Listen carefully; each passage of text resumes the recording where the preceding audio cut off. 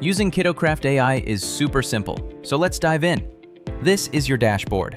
If you're using the version that requires your own API key, the very first thing you'll need to do is add your Gemini API key.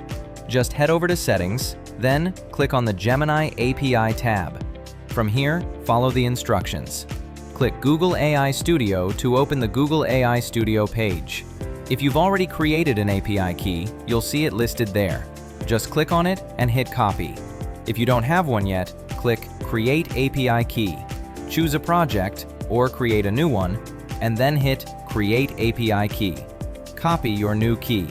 Now jump back to KiddoCraftAI. Paste your API key in the box and click Save API Key. If everything went well, you'll see the status change to Configured. That means you're ready to start creating designs. Next, click Create Design. Choose a category and then a design type. For example, let's pick Toy Store logo. Enter your design details. Remember, the more specific you are, the better the results. Then hit Generate Design and give it a moment to process.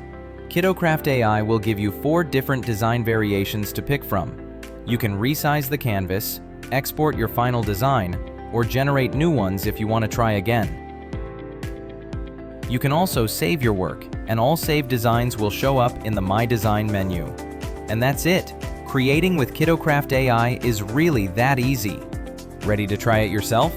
Start creating with KiddoCraftAI today and bring your ideas to life in just minutes.